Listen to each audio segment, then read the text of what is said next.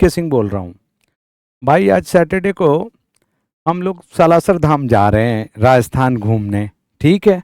तो कल आपकी क्लास नहीं होगी, कल संडे भी है, कल आपकी क्लास नहीं होगी, फिर हम मंडे से मिलेंगे, ठीक है। तो 2 दिन की क्लास एक ही दिन में आज हम लोग करेंगे, ठीक है। चलो आगे चलते हैं, क्वेश्चन पे आओ। क्वेश्चन को देखो, पढ़े क्वेश्चन को। 5 वर्ष पूर्व पिता और उसके पुत्र के आयु का अनुपात 7:2 था। 5 साल पहले की बात है। 5 years ago father and son 7:2, father और सन की रेशियो है 7:2, ऐसा बताया है। फर्स्ट लाइन को पढ़ो तो आपको पता लग जाएगा कि 7:2 है, ठीक हो गया। फिर कहता है 5 बरस के बाद, मतलब अब के 5 बरस बाद, प्लस लेता हूं, 5 बरस के बाद इनका अनुपात 9:4 हो जाएगा। 9:4 हो जाएगा 5 साल के बाद, ठीक हो गया। कितने वर्ष बाद पिता की आयु, ये हटा दो, कितने वर्ष बाद पिता की आयु पुत्र की दुगनी होगी, ये पूछा है कि आप बताएं कि कितने वर्ष बाद। तो देखो, प्रेजेंट एज से आपकी तुलना हो रही है। प्रेजेंट एज से जो पहला डेटा है वो 5 साल पहले का है, और जो दूसरा डेटा है वो 5 साल बाद का है। अब कहता है कि इसके कितने समय बाद पिता जो है वो पुत्र का दुगना हो जाएगा, तो 2:1 हो जाएगा, ठीक हो गया। अब आप देखें, अगर मान लो कि बेटा है, अगर बाप से पहली बार 20 साल छोटा हो गया, 20 साल या 25 साल लड़का है, या 30 साल छोटा हो गया, तो वो तो हमेशा 30 साल ही छोटा रहेगा, नहीं। तो साहब इन दोनों का जो गैप्स है, इन दोनों का जो गैप्स है वो हमेशा बराबर रहेगा। 5 और 2 का गैप आ गया 5 के बराबर, 7 और 2 का गैप, 9 और 4 का गैप जो है वो भी 5 के बराबर, और 2 और 1 का गैप 1 हो गया। तो सबके गैप को बराबर करो, ठीक है। क्योंकि पिता और पुत्र की उम्र बढ़ रही होगी, बराबर ही बढ़ रही होगी, तो साहब एज का जो डिफरेंसेस है वो तो सेम रहेगा रहेगा। तो आप इसको बराबर करेंगे तो इसको 5 से गुना करेंगे, तो 5 से गुना करोगे, मोटे तौर पे ये रेशियो खत्म हो जाएंगे, और 5 2 जा 10 और 5 5 जा 5, सही हो गया। अब देखो, यहां से लेके यहां तक, यहां से लेके यहां तक 5 साल पहले 5 साल बाद 10 साल का गैप है। 10 साल का गैप है, इसका मतलब है कि 10 साल में कितने यूनिट बढ़ रहे हैं, यहां पे देखो 2 यूनिट बढ़ रहे हैं। तो आप ये बोलेंगे कि नहीं कि 2 यूनिट की वैल्यू 10 साल के बराबर होगी, तो 1 यूनिट की वैल्यू कितनी होगी, 5 साल के बराबर होगी। तो अगर प्रेजेंट एज निकालोगे तो 5 साल और बढ़ाना है, तो 1 यूनिट बढ़ाना होगा, 7 से ले जाना होगा 8 पे, और 2 से ले जाना होगा कहां पे, 3 पे, ठीक होगा। प्रेजेंट का रेशियो हो गया। हमसे ये नहीं पूछा, हमसे ये पूछा है कि कब ये रेशियो 10:5 हो जाएगा, ठीक है। तो 8 से 10 पे ले आओगे मतलब 2 यूनिट ले जाओगे, और 3 से 5 पे ले आओगे मतलब 2 यूनिट ले जाओगे, और 2 यूनिट की वैल्यू 10 के बराबर है। इसका मतलब है कि आप बड़ी आसानी से आंसर 10 साल दे सकते हैं। समझ गए बात को, समझ गए कि साहब इन 3 रेशियोज दे दिए, और इन तीनों रेशियो को हमको यूटिलाइज करना है। तो आप इसे कर सकते हैं, बहुत मुश्किल नहीं है। मैं इसे मिटाता नहीं हूँ, ऐसे ही छोड़ देता हूँ, आप चाहें तो बाद में भी इस वीडियोस को देख सकते हैं, ठीक है। क्वेश्चन पे आओ, सेकंड नंबर पे आओ। ये 5 साल नहीं, ये 7 साल हैं। ये वाले जो डेटा है ना वो 7 ईयर है। 1 मिनट मैं इसको कर देता हूँ। ये जो डेटा है ये 7 ईयर है। अंग्रेजी में लिखो, देखोगे तो पता चल जाएगा कि ये 7 ईयर है, ठीक है। 7 वर्ष पहले ए और बी के आयु का अनुपात, 7 साल पहले की बात है। ए और बी के आयु का अनुपात 4:5 था। ए और बी के आयु का अनुपात 4:2 कितना था, 5 था, ठीक हो गया। पहला लाइन हो गया। 8 साल बाद ए और बी के आयु का अनुपात 9:10 होगा। इसके 8 साल बाद, है ना, प्रेजेंट उम्र के 8 साल बाद ये रेशियो हो जाएगा 9:10, 9:10। यहाँ पे याद रखना ये बीच में प्रेजेंट एज है ना, प्रेजेंट एज है। अगर रेशियो पूछेगा तो चेक करेंगे। अच्छा जी, अब कहता है उनकी वर्तमान आयु में कितने का अंतर है। तो वर्तमान आयु में अंतर है या पहले जितना अंतर होता है उतना ही वर्तमान में अंतर होता है, या 10 साल बाद भी उतना ही अंतर होगा। एक बार आपका बड़ा भाई आपसे 2 साल बड़ा हो गया तो वो जिंदगी भर 2 साल बड़ा ही रहता है ना। तो आपको इसके रेशियोज निकाल लेने हैं। ये देखो, अब यहां से चेक करो ये कितने साल का गैप है, ये कितने साल का गैप है, 15 साल का है। और यहां से देखो तो कितने साल का गैप है, 4 से 9 हो गए, मतलब 5 यूनिट की वैल्यू 15 साल के बराबर होगी। 5 यूनिट की वैल्यू 15 साल के बराबर होगी। सही हो गया, 5 यूनिट की वैल्यू। तो 1 यूनिट की वैल्यू कितने के बराबर होगी, 3 के बराबर होगी। तो दोनों के जो गैप हैं वो 3 साल के, तो 1 के यूनिट के तो बराबर हैं। तो इसका मतलब क्या है कि 1 यूनिट का गैप है, इसका मतलब 3 साल के बराबर होगा। सही हो गया। आगे बढ़ो, आगे बढ़े। क्वेश्चन नंबर 3, क्वेश्चन नंबर 3 पढ़ो इसको।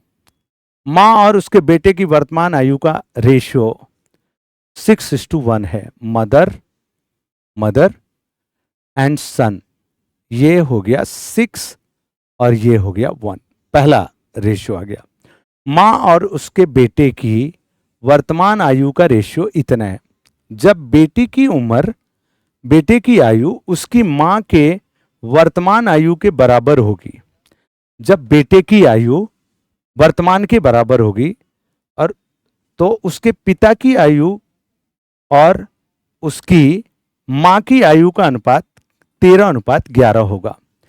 तो सन की आयु इस टाइम, ये प्रेजेंट एज है, याद रखना ये प्रेजेंट है, ठीक है। अब इसकी उम्र अगर 6 साल होगी, ठीक है, इसकी उम्र अगर 6 होगी तो ये बढ़ कितना रहा, 5, तो ये भी बढ़ जाएगा 5। ठीक हो गया। अगर बेटा बढ़ेगा तो मां भी बढ़ेगी ना। तो अगर बेटे की आयु मां के वर्तमान आयु मतलब 6 के बराबर होगी तो कितना बढ़ रहा, 5, तो ये भी बढ़ गया 5। तो इसके फादर की जो आयु है और मदर की आयु वो 13:11 हो गई, तो मदर छोटी होगी, तो इसका मतलब ये 13 होगा, तो ये होगा कितना, 11 होगा, तो ये 13 होगा। ठीक हो गया।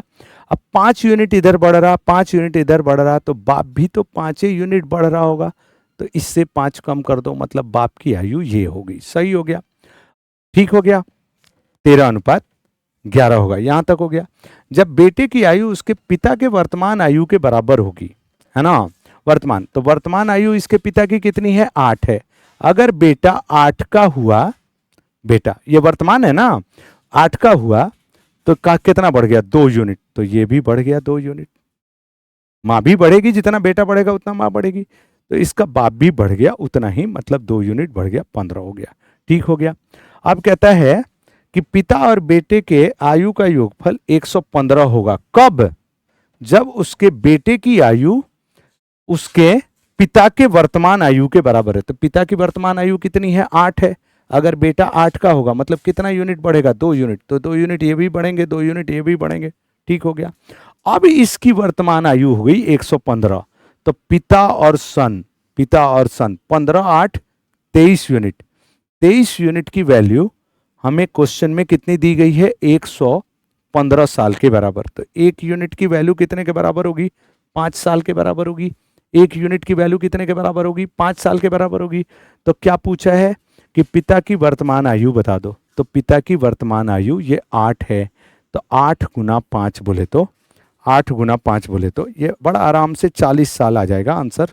मतलब हम बड़ी आराम से क्वेश्चन के आंसर बता सकते हैं कि भाई इसमें 40 साल के आंसर होंगे। समझ पाए रहे हैं बात को। ऐसे क्वेश्चन को देख लो, फर्स्ट लाइन दिया है 6:1, ठीक है। फिर कहता है कि जब बेटे की आयु उसकी माँ की वर्तमान आयु के बराबर है, तो माँ की वर्तमान आयु कितनी है भाई, माँ की इसके वर्तमान आयु है 6, तो अगर बेटे को 6 करोगे तो 5 यूनिट बढ़ाना पड़ेगा आपको, तो 5 यूनिट बढ़ाना पड़ेगा, तो ये भी 5 यूनिट बढ़ेगा और ये भी 5 यूनिट कम हो जाएगा, तो बाप की वर्तमान आयु का रेशियो आ जाएगा। अब फिर कहता है कि साहब अगर ये 11 होगा तो ये 13 हो जाएगा, तो माँ छोटी होगी हमेशा, हमेशा नहीं मतलब जनरली माँ छोटी होती है, पिता बड़े होते हैं। है ना, जनरली कभी कभी माँ भी बड़ी हो सकती है। अब कहता है कि बेटे की आयु जब बाप के वर्तमान आयु के बराबर है, तो बाप की वर्तमान आयु कितनी है, 8 है। तो इसको अब 8 बनाना पड़ेगा, मतलब 2 यूनिट बढ़ा, तो ये भी 2 यूनिट बढ़ेगा, ये भी 2 यूनिट बढ़ेगा। पिता की आयु, बेटे की आयु पिता के वर्तमान आयु के जब बराबर होगी, तो पिता और पुत्र की का जो टोटल एज का सम है वो 115 होगा। तो यहां से लेकर रिलेट कर लेंगे, रिलेट करके आंसर बता देंगे। आगे बढ़ो। Question number 4।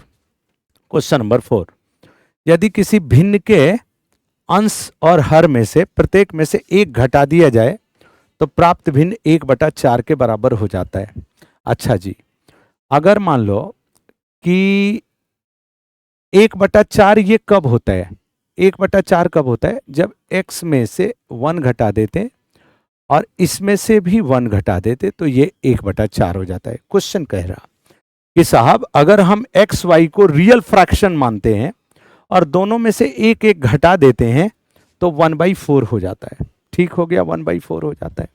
अब देखो, फिर कहता है कि यदि अंश और हर में से प्रत्येक में 5-5 जोड़ दिया जाता है, x + 5 कर दिया और y + 5 कर दिया, अगर y + 5 कर दिया तो ये भिन्न 1/2 के बराबर हो जाता है। 1/2 के बराबर हो जाता है। ठीक हो गया, 1/2 के बराबर हो जाता है। तो आपसे क्वेश्चन में पूछा है कि मूल भिन्न जो है, जो माना है x/y, इसका 11 गुना और हर के 3 गुने में कितना अंतर होगा। आप चाहें तो इन दो इक्वेशनों को सॉर्ट आउट कर सकते हैं और दो इक्वेशन बनेंगे, और दो इक्वेशन बनेंगे तो आप x और y की वैल्यू निकाल सकते हो, लेकिन ये प्रक्रिया लेंदी हो जाएगी, ये प्रक्रिया लेंदी हो जाएगी। आप इसको ऐसे नहीं करो, है ना, आप इसको ऐसे नहीं करो। आप ऐसे सोचो इसको कि भाई ये x और y जो हैं वो एक कम करने के बाद 1 और 4 हो गए हैं।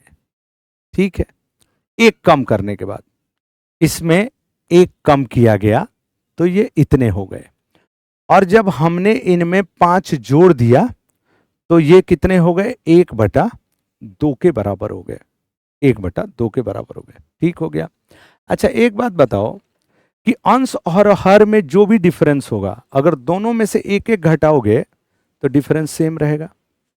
अच्छा, दोनों में 5-5 जोड़ोगे तब भी डिफरेंस सेम रहेगा, काहे कि दोनों में बराबर बराबर जोड़ रहे हो ना। मान लो हम 10 हैं, अंश हैं, हम 10 हैं, आप मान ले हर हैं, आप 5 हैं। अगर दोनों ही चीजों में हमारे और आप में अंतर कितना है, 10-5 में कितना अंतर है, 5। अगर दोनों में 2-2 जोड़ दोगे तब भी तो अंतर 5 होगा।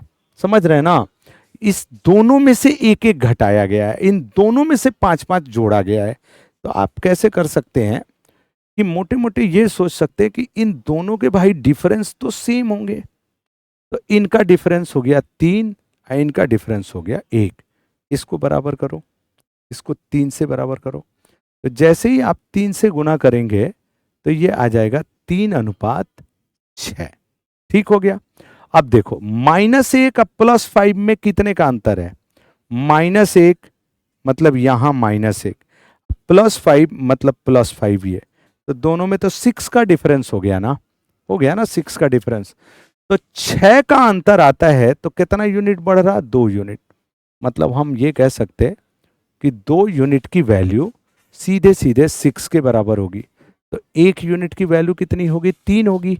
इसका मतलब है कि 1 घटाने के बाद x 3 आता है और 1 घटाने के बाद ये आता है 12। तो ये 3 आता है, इसका मतलब ये 4 होगा, तभी ना 1 घटाया तो 3 आ गया। और ये 12 बचता है 1 घटाने के बाद, इसका मतलब ये 13 आ गया। ये अंश है और ये हर है। देखो इसमें दोनों में से एक एक घटाया गया है, इसमें ज्यादा कुछ करना नहीं है, दोनों में से एक एक घटाया गया है। हैं, इस तरफ दोनों में से 5-5, एक बार आपने दोनों में से एक एक घटा लिया तो वो एक कम हो गए, एक बार आपने दोनों में 5-5 जोड़ दिया तो वो 5-5 ज्यादा हो गए। मतलब दोनों में डिफरेंस कितना हो गया रेशियो में, 6 का, है ना। जबकि अंश और हर में अंतर सेम रहेगा, सेम रहेगा ना। तो आप देखें 2 यूनिट की वैल्यू हो गई 6, तो ये अंश और हर आ गए। मूल भिन्न के अंश के 11 गुने, अंश के 11 गुने मतलब 11 चुके 44, और हर के 3 गुने मतलब 13 तिया 39। तो 44 में से अगर 39 को घटाओगे तो कितना आएगा? 5 आएगा। 44 में से अगर 39 को घटाओगे तो कितना आएगा? 5 आएगा। आंसर फेंक दिया। समझ गए ना बात को? अंश हर ऐसे बोल के देता है, आप इसे आराम से देखेंगे तो आपको पता लग जाएगा। ये सारे क्वेश्चन एक जैसे हो रहे हैं, सारे क्वेश्चन एक जैसे हो रहे हैं। चलो आगे बढ़ो, क्वेश्चन पे आए। दो संख्याओं का अनुपात 4:5 है। 4:5 है। दो संख्याएं, ये पहली संख्या है और ये दूसरी संख्या है, इनका रेशियो 4:5 के हैं। ठीक हो गया। पहली संख्या में से एक घटाया जाता है और दूसरी संख्या में 2 जोड़ा जाता है तो अनुपात इतना हो जाता है। यदि पहली और दूसरी संख्या में 8 और 4 जोड़ दिया जाए तो क्या होगा? ठीक है, कहता है कि इसमें से एक घटा दिया हमने पहली संख्या में से और दूसरी संख्या में 2 जोड़ दिया, 2 जोड़ दिया तो इनका रेशियो हो गया 3:4। ठीक है, तो अब देखो इसमें घटाया जा रहा है ना, इसमें घटाया जा रहा। अगर इसमें भी एक घटाया गया होता तो बड़ी आसानी से क्वेश्चन को बना देते, मुश्किल नहीं होता। लेकिन इसमें घटाया गया है, इसमें जोड़ा गया है, तो क्या करो? इसको x मान लो। ठीक है, अब आप ऐसे करें 4x - 1 डिवाइडेड बाई, इसमें से घटाया है ना, घटाने पे आया है ना, तो इसमें से घटा दिया तो ओरिजिनल आ गया। और देखो 5x + 2। ठीक है, ये रेशियो बन गए 3/4। ठीक हो गया, 3/4। इसमें से एक घटाया गया, इसमें से एक घटाया गया, इसमें 2 जोड़ा गया तो ये रेशियो बन गया। अब इसको क्रॉस मल्टीप्लाई कर लोगे तो 4 चौके 16x - 4 बराबर 5 दिए 15x + 6। अब 15 और 16 मतलब x = 6 + 4 बोले तो 10 आ गया। x की वैल्यू आ गई इतनी। सही हो गया। अब देखो अगर पहली संख्या 4x है इसका मतलब वो 40 होगी और दूसरी संख्या 5x है इसका मतलब वो कितनी होगी? 50 होगी। ठीक हो गया, 40 होगी या ये 50 हो जाएगी। ठीक हो गया। अब कहता है कि पहली और दूसरी संख्या में 8 और 4 जोड़ दिया जाए तो इसमें 8 जोड़ोगे तो ये कितना होगा? 48 होगा। इसमें 4 जोड़ दोगे तो कितना आ जाएगा? ये 54 आ जाएगा। आ जाएगा ना 54। अब देखो 6 से काटो, 6 8 48 और 6 9 54, मतलब दिस रेशियोज इज 8:9। हम आंसर को बड़ी आसानी से बता सकते हैं 8:9 के। अच्छा एक बात देखो, जब ये चीज़ें तो बार बार आएंगी ना, ये चीज़ें बार बार आएंगी तो इस चीज़ को मैं समझाता हूँ आपको, इस चीज़ को, इसको मिटा के इस चीज़ को समझाता हूँ। देखो करना क्या है कि ये रेशियो 4:5 के थे पहले, ये 3:4 के कब हो गए? जब इसमें से एक घटाया गया और इसमें 2 जोड़ा गया। यही है, इसमें से एक घटाया गया और इसमें 2 जोड़ा गया। तो देखो ऐसे गुना करते हो, 4 चौके 16, अब 5 दिए 15, तो 16x आता है ये और ये 15x आता है। तो इन दोनों का डिफरेंस लेते हैं, उधर ले जाके डिफरेंस लेते हैं। तो करना क्या है आपको कि सबसे पहले क्या करना है कि इसको लिख देना है। ये घटा रहा तो इसमें माइनस लिख दो, ये जोड़ रहा तो इसमें प्लस लिख दो। अनसर्टेन नंबर भी हो सकते हैं ना, अनसर्टेन भी हो सकते हैं। 5 घटा दिया, उधर 11 जोड़ दिया, कुछ भी हो सकता है। तो ऐसे करते हैं, 4 चौके 16, अब 5 दिए 15, 16 में से 15 चला गया तो क्या हो गया? 1 हो गया। 1 यूनिट की वैल्यू कितनी होगी इसको चेक करें। कैसे? 3 दूना 6, ये -4, इन दोनों के डिफरेंस लेना है। -4 देखो, -4 अब +6, मतलब माइनस प्लस हो तो जोड़ देना, यही है डिफरेंस। तो 1 यूनिट की वैल्यू कितनी? 10 के बराबर। ये जो हम परिश्रम करके निकाल रहे हैं ना 1 यूनिट की वैल्यू 10 के बराबर, वो आप बड़ा आसानी से निकाल सकते। देखो एक बार फिर से, एक बार देखो फिर से, 4 चौके 16, अब 5 दिए 15, 16 में से 15 चला गया, 16 में से 15 चला गया तो वो 1 हो गया। ये x वाला मामला है, 16x और 15x, समझ पा रहे हैं ना आप? तो 16x अब 15x मतलब 1 यूनिट की वैल्यू है, वो 1 यूनिट की वैल्यू है। कैसे? 3 दूना 6 प्लस 6, 4 गुना -1 -4। तो अगर ये प्लस और माइनस में तो जोड़ लो, जोड़ लो, डिफरेंस तो जुड़ जाएगा। अगर दोनों प्लस प्लस में है तो घटा लो, दोनों माइनस माइनस में तब भी घटा लो। समझ गए बात को? तो 1 यूनिट की वैल्यू 10 हो जाएगी, तो ये 40 हो जाएगा, ये 50 हो जाएगा। इसके बाद ये सिस्टम आप चला पाएंगे। समझ रहे हैं ना?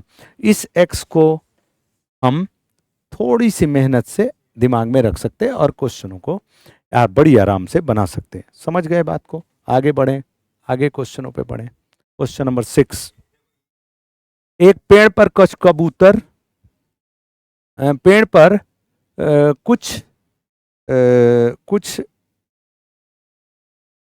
तोते,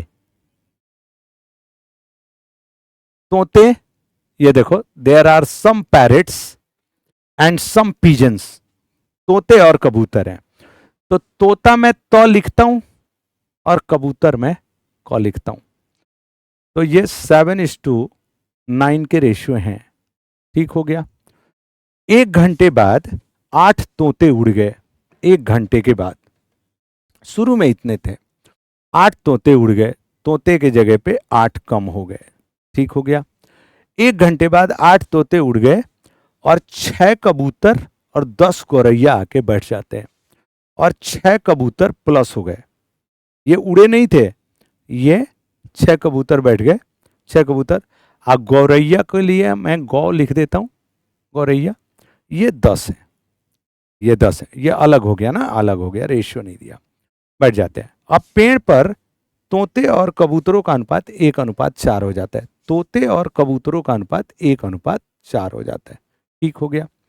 तो आपसे पूछा है अब पेड़ पर तोते और गौरैया का अनुपात ज्ञात कीजिए। चेक करो, 7 चौके 28, 28 और 9, 28 में से 9 घटाओगे, घटाओगे ना 28 में से 9, तो 28 में से 9 घटाओगे तो कितना हो जाएगा? 19। 19 यूनिट की वैल्यू, 19 यूनिट की वैल्यू कितने के बराबर होगी? चेक करो, 6 कम 6, 8 चौके 32, प्लस माइनस से जोड़ना पड़ेगा। प्लस माइनस में क्या करते हो? जोड़ते हो ना। तो 8 चौके 32 माइनस 32 प्लस 6 38 हो गया। 19 यूनिट की वैल्यू हो गई 38 के बराबर। 1 यूनिट की वैल्यू कितने के बराबर होगी? 2 के बराबर होगी। इसका मतलब शुरू में तोते 14 थे और कबूतरों की संख्या कितनी थी? 18 थी। ठीक हो गया। अब देखो 14 में से पूछा किसमें? तोते और गौरैये के। तो तोते 14 गो थे जिसमें से 8 गो उड़ गए। तो 14 में से अगर 8 उड़ गए तो 6 बचे होंगे तोते। 14 गो पहले थे ना, इसमें से 8 उड़ चुके हैं तो कितने बचे? 6 बचे होंगे। अब गौरैया कितना बचा है? गौरैया तो पहले था नहीं, तो गौरैया बाद में आएगा। तो ये 10 का 10 रह जाएंगे, मतलब रेशियो बन जाएगा 3:5 के, 3:5 के। सही हो गया। एक गौरैया नाम की चीज दे दी है, मतलब लैंग्वेजेज को बढ़ाने के लिए। लेकिन देखो तोता और कबूतर का रेशियो दिया है कि ये 8 गो उड़ गया, ये 6 गो आके बैठ गया। यहां से आप इनिशियल नंबर निकाल लें, इनिशियल पैरट्स कितने थे और इनिशियल कबूतर कितने थे। जैसे ही पता चलेंगे तो बाद में पूछेगा, तो कबूतरों से तो कोई लेना देना है नहीं, गौरैया 10 गो आके बैठी है। आइए 14 गो में से 8 गो खत्म हो चुके हैं। चलो आगे क्वेश्चन नंबर 7 पे आओ। एक परीक्षा में पास हुए अभ्यर्थियों का फेल हुए अभ्यर्थियों की संख्या से अनुपात 5:2 है। पास और फेल का जो रेशियो है वो 5:2 कितना है? 2 है। ठीक हो गया। यदि फेल होने वाले विद्यार्थियों की संख्या 14 अधिक होती तो पास हुए अभ्यर्थियों की संख्या का फेल हुए अभ्यर्थियों की संख्या से अनुपात 4:3 हो जाता। अगर मान लो इसमें से 14 कम फेल हो गए होते, ठीक है, अधिक होते, सॉरी, अधिक फेल हुए होते, तो इधर 14 पास कम हुए होते। अब भाई अगर फेल ज्यादा हो गए तो पास कम होंगे, है ना। इसमें रेशियो हो गया 4:3 का। देखो बच्चों की संख्या पहले जितनी थी उतनी ही अब भी है, बच्चों की संख्या पहले जितनी थी उतनी ही अब भी है। कहता है कि यदि 14 लोग ज्यादा फेल हो गए होते, मतलब पहले जितनी संख्या थी उतनी ही संख्या अब भी है, रेशियो बराबर होना चाहिए। रेशियो बराबर होना चाहिए क्यों? क्योंकि संख्या में कोई कमी नहीं है। 5 और 2 7, 4 और 3 7, ये दोनों बराबर हैं। अगर ये दोनों बराबर नहीं होते तो हमें बराबर करना पड़ता, हमें बराबर करना पड़ता। क्योंकि क्लास में जितने बच्चे हैं, जितने लोगों का एग्जाम हुआ है उतने ही लोग का एग्जाम हुआ है, हैं? अगर 14 ज्यादा फेल हो गए हैं तो 14 ज्यादा फेल हो जाते तो पास कम हो जाते 14, यही है ना। तो अब देखो 14 पास कम होते तो इसकी यूनिट 1 कम हो रही है, और 14 फेल ज्यादा होते तो इसकी यूनिट 1 बढ़ रही है। क्या आपको ऐसा नहीं लगता कि 1 यूनिट की वैल्यू 14 के बराबर होगी? नहीं लगता आपको? तो परीक्षा में कितने भर्ती पास हुए? तो पास होने वाले तो यही है ना। ये तो कंडीशन है कि यदि ऐसा हुआ होता तो ये रेशियो बन जाता, एक्चुअल तो यही है। तो 14 पंजे कितना होगा? 70 होगा। आंसर बड़ा आसानी से लगा सकते हो कि साहब ये तो 14 पंजे 70 हम बड़ी आसानी से लगा सकते हैं। क्योंकि देखो कभी कभी क्या करता है ना कि पास फेल दे देता है और कहता है कि यदि इतने कम पास हुए होते, है ना, तो इतने कम पास हुए तो फेल बढ़ेगा। अगर फेल की संख्या बढ़ रही है तो पास की संख्या कम होगी, लेकिन नंबर ऑफ स्टूडेंट्स तो सेम होंगे। सही हो गया। इस हिसाब से रेशियोज को बराबर करके आप क्वेश्चन को यूज कर पाएंगे। क्वेश्चन पे आओ। एक परीक्षा में उत्तीर्ण और अनुत्तीर्ण विद्यार्थियों की संख्या का अनुपात 25:4 था। मतलब पास और फेल इनका रेशियो 25:4 था, ऐसा था पहले। यदि एक और विद्यार्थी परीक्षा में भाग लेता, एक और विद्यार्थी परीक्षा में भाग लेता और उत्तीर्ण होता, मतलब भाग भी लेता और वो उत्तीर्ण भी हो जाता, साथ ही अनुत्तीर्ण विद्यार्थियों की संख्या पिछली से 3 कम होती, पिछली से 3 कम हो रही, है ना। तो उत्तीर्ण विद्यार्थियों की संख्या का अनुत्तीर्ण विद्यार्थियों की संख्या से अनुपात 22:3 हो जाता, 22:3 हो जाता। अच्छा देखो ये 3 अगर मान लो कि फेल हुए हैं, 3 अगर फेल हो गए तो इसका मतलब ये 3 पास हो गए होंगे। एक बच्चा और भी आया है, इसका मतलब नंबर ऑफ पास स्टूडेंट कितने हैं? 4 हैं। भाई 3 तो फेल ही हो गए, तो जो फेल हुए वो तो पास कर गए ना। अगर ये कम हो गए फेल होने वाले 3 को, तो फेल होने वाले 3 को कम हो गए, इसका मतलब मर तो नहीं गए, वो पास में ट्रांसफर हो गए। तो 3 ये जो है वो सीधा सीधा उधर को ट्रांसफर हो जाता है, ठीक है। एक विद्यार्थी और शामिल हुआ होता और वो उत्तीर्ण हो गया होता, इसका मतलब 4 गो विद्यार्थी पहले से ज्यादा पास हो गए और फेल होने वाले सिर्फ 3 हैं। तो क्या पूछा है? आरंभ में परीक्षा में उत्तीर्ण हुए और अनुत्तीर्ण हुए संख्या में कितने का अंतर है। अच्छा देखो इसको बनाने की क्या जरूरत है, हमको समझ में नहीं आ रहा। पास और फेल में शुरुआत में पूछा है कि कितना है ना, आरंभ में, तो 25:4 इसका अंतर होगा ना, मतलब 21 यूनिट का अंतर होगा शुरू में। तो जो भी आंसर होगा वो 21 से कटने वाला होगा। 21 से ये नहीं कटता, 21 से ये भी नहीं कटता, 21 से ये भी नहीं कटता, तो 21 से कटता कौन है? अगर हम डिफरेंस पूछ रहे हैं तो हमारा जो भी है, जो भी है विद्यार्थी, ऐसा नहीं हो सकता ना कि 5.5 विद्यार्थी पास हुए हैं, या तो 5 पास होंगे नहीं तो 6 पास होंगे, है ना। तो जो भी बनाने की क्या जरूरत है, इसमें डिफरेंस 21 है, तो जो भी आंसर होगा वो 21 से कटने वाला होगा। अगर हमारे ऑप्शन में 21 से कटने वाले एक ही ऑप्शन है तो हमको क्या जरूरत है फिर इस क्वेश्चन को बनाने की? बनाने की जरूरत ही नहीं है। अगर हम बनाते, अगर हम इन क्वेश्चनों को बनाने की कोशिश करते हैं, ठीक है, फिर से ठीक करते हैं, इसको बनाने की कोशिश करते हैं। कैसे रेशियो था? 25:4, 25:4। इसमें पास 4 ज्यादा हुए थे और फेल 3 ही कम हुए, 3 ये वाले इधर आ गए, एक विद्यार्थी और शामिल हो गया तो वो भी पास हो गया तो 4 हो गया। इसका रेशियो हो गया कितना, 22:3, 22:3। ये देखो 75, 88, 88 में से 75 चला गया, 88 में से 75 चला गया, 13 यूनिट आ गया, 13 यूनिट। 13 यूनिट की वैल्यू कितनी होगी चेक करो, प्लस माइनस है, जोड़ना है। 66 अब 12, 66 अब 12, 78 हो गया। 13 यूनिट की वैल्यू हो गई 78 के बराबर। 1 यूनिट की वैल्यू कितनी, 6 के बराबर। इन दोनों में डिफरेंस कितना, 21 पूछ रहा है ना यही, तो 21 का डिफरेंस है, 1 यूनिट की वैल्यू 6 है, इसका मतलब दोनों के अंतर आरंभ में 126 रहे होंगे। हालांकि इसको पता ऐथी करने की जरूरत नहीं है, ऑप्शन ही ऐसे सजाए गए हैं, ऑप्शन ही ऐसे सजाए गए हैं कि इसको बिना बनाए ही आदमी बना सकता है कि भाई अंतर तो 21 यूनिट का होगा, तो अंतर अगर 21 यूनिट का होगा, 21 से कटने वाला एक ही ऑप्शन है, तो हम बड़ा आसानी से इसका जवाब दे सकते हैं। और ना तो बनाना हम जानते हैं, बना भी सकते हैं। आगे बढ़ो, क्वेश्चन नंबर 9। रनिता की आय का 40% भास्कर की आय के 56% के बराबर है, इसको इक्वेट करो। रनिता की आय के 40% भास्कर की आय के 56% के बराबर है। परसेंट से तो परसेंट ऐसे ही खत्म हो गया, खत्म हो गया।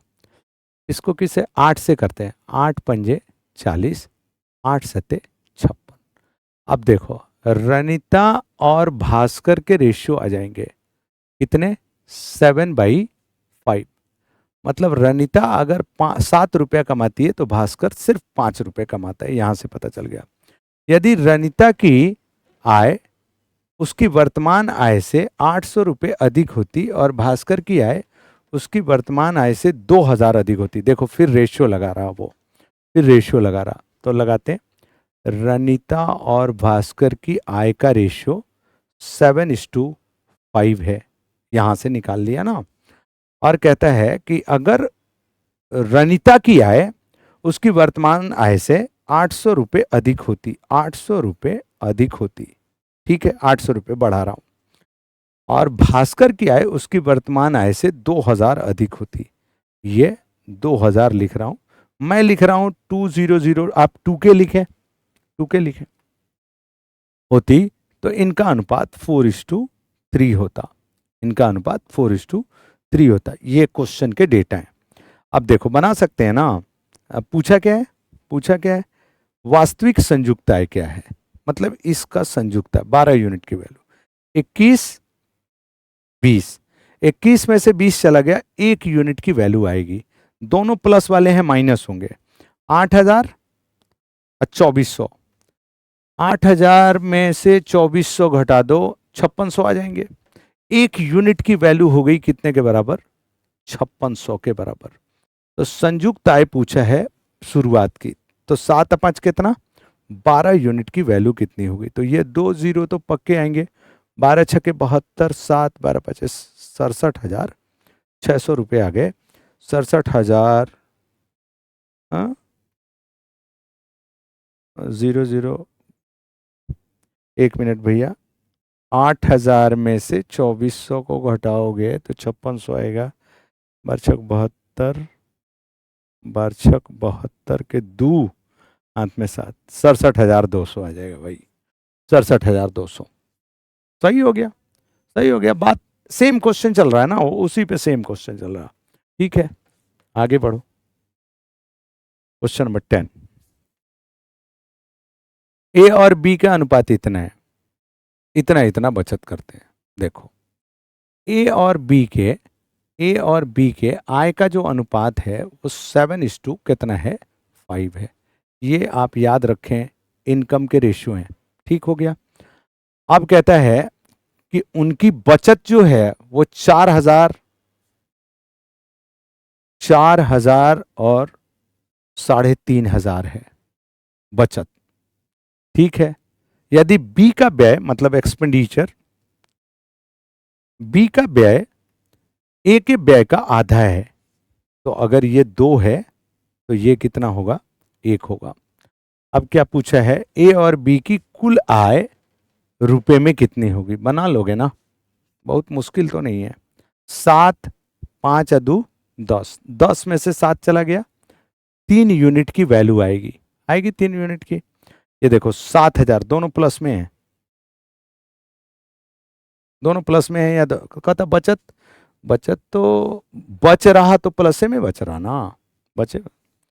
7,000 में से 4,000 घटा दो, 7,000 में से 4, दोनों प्लस में होते हैं तो घटते हैं, दोनों माइनस में भी होते हैं तो घटते हैं, एगो प्लस में होता है एगो माइनस में होता है तो जुड़ता है। 7,000 में से 4,000 घटा दे, 3 यूनिट की वैल्यू हो गई 3,000 के बराबर। तो 1 यूनिट की वैल्यू कितने के बराबर हो गई, 1,000 के बराबर हो गई। ठीक हो गया। तो इन दोनों की इनकम पूछी है कि कितनी है, 7 5 12,000 हो गया, आंसर हो गया सी 12,000। सही हो गया, सही हो गया।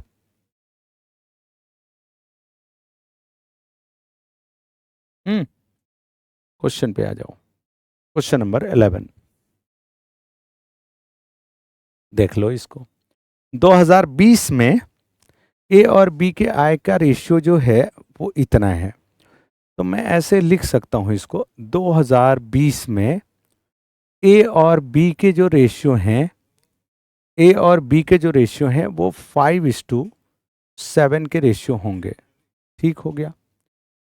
और ये 4,000 और 5,000 की बचत करते हैं, ये करता है 4,000 की और ये करता है 5,000 की। हम ऑनलाइन पढ़ रहे हैं, 1,000 को के लिख सकते हैं, है ना। यदि ए का व्यय इसके व्यय के 66.66 होगा भाई, 66.66%।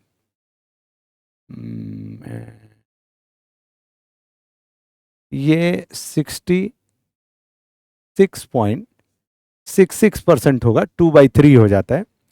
तो इसका मतलब ये 2 है तो ये 3 है। ठीक हो गया।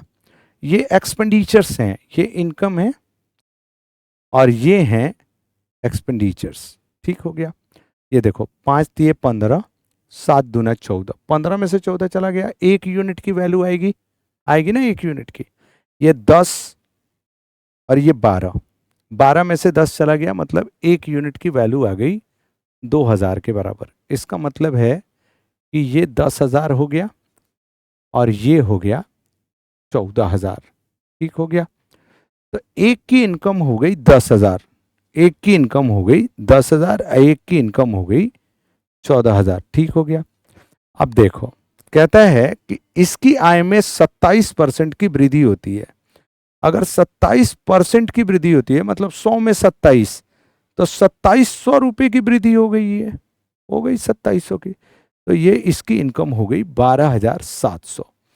इसमें 14,000 है, ये 14, इसमें 11% की कमी होती है।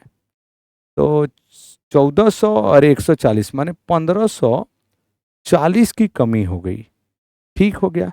तो 1,540 इसमें से घटाओगे तो 12,460 रुपये आ जाएंगे। तो 12,000, अब 12,000, 24,000, 25,000 समथिंग आएगा।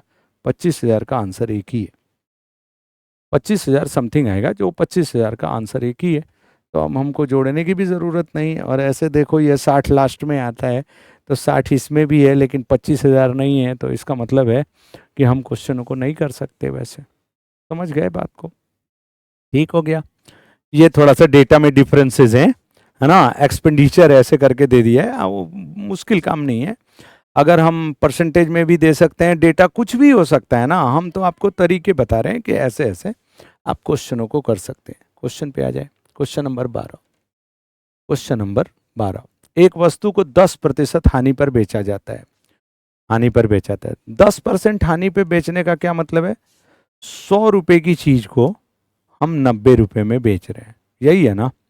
तो इसका मतलब है कि सीपी के और एसपी के रेशियो हमारे पास गिवन है 10:9, 10% का लॉस हो गया। ठीक हो गया। अब इसके क्रय मूल्य में 5 रुपए की कमी की जाती है और विक्रय मूल्य में 8 रुपए की वृद्धि की जाती है।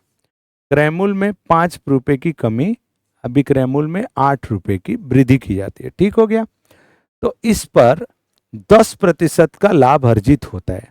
तो इसका लाभ जो है वो 10% हो जाता है, मतलब 100 110 हो गया, मतलब 10 हो गया कितना, 11।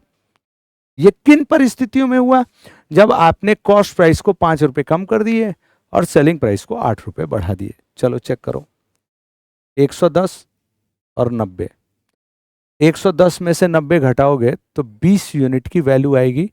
20 यूनिट की वैल्यू कितनी आएगी चेक करो, माइनस प्लस है जोड़ना पड़ेगा।